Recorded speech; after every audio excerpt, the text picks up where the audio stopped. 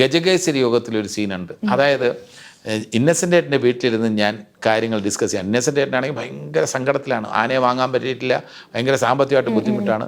അപ്പോൾ അതിൻ്റെ കാര്യം പറഞ്ഞുകൊണ്ടിരിക്കുമ്പോൾ ഞാൻ ഒരു കുസൃതി പോലെ റിയൽ ഷോട്ടിൽ നടക്കാൻ, ഇത് പ്ലാൻ ചെയ്തൊന്നുമല്ല, ഞാൻ ഇന്നസെൻ്റ് ഏട്ടൻ പറയുന്നതനുസരിച്ച് ഞാൻ ഇങ്ങനെ ഒരു ചെടിയിൽ ഇങ്ങനെ അവിടെ നടുവിലൊരു ചെടിയിലുണ്ട്, ഈ ചെടിയിൽ ഞാൻ ഇങ്ങനെ പിടിച്ചോണ്ട് കേട്ടോണ്ടിരിക്കുന്നു, ഇങ്ങനെ പിടിച്ചോണ്ടിരുന്നിട്ട് ഒരു സ്റ്റേജിലെത്തുമ്പോൾ ഈ ചെടി എൻ്റെ കയ്യിൽ വന്നു.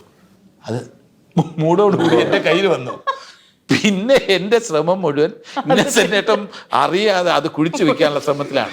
ഇന്നസെൻ്റ് ഏട്ടൻ അറിയാതെ ഞാൻ ഇങ്ങനെ ചെറുതായിട്ട് കുഴിച്ചു വെക്കാൻ ശ്രമിച്ചിട്ട്, ഇത് സംവിധായകൻ പറഞ്ഞതല്ല, സീനിലുള്ളതുമല്ല, ഞാൻ പതുക്കെ ഇങ്ങനെ കുഴിച്ചു വെക്കും. ഇന്നസെൻ്റ് ഏട്ടൻ്റെ ഒരു വലിയ ആക്ടർ എന്നുള്ളതിന് ഏറ്റവും വലിയ തെളിവ് എന്താണെന്നറിയോ? ഇന്നസെൻ്റ് ഏട്ടൻ ഇങ്ങനെയൊക്കെ കഴിഞ്ഞിട്ട് ഡയലോഗ് തീർന്നതിന് ശേഷം നീ എന്തായി കാണിക്കണേ, അതും ശ്രദ്ധിച്ച്. അപ്പൊ ഒരു ആക്ടറിന്റെ ആ ഗ്രേറ്റ്നെസ് ആലോചിച്ചു. നമ്മൾ ചെയ്യുമ്പം അത് വിട്ടിട്ട് ആ സീൻ തീർന്നു അങ്ങനെയല്ല. ഞാൻ ചെയ്ത ഈ കാര്യത്തിനെ അക്നോളജ് ചെയ്ത് അതിനെ ഹൈറ്റിൽ എത്തിച്ചു. നീ എന്തായി കാണിക്കണെന്ന് പറഞ്ഞിട്ട് പുള്ളി അത് വലിച്ചിളക്കി.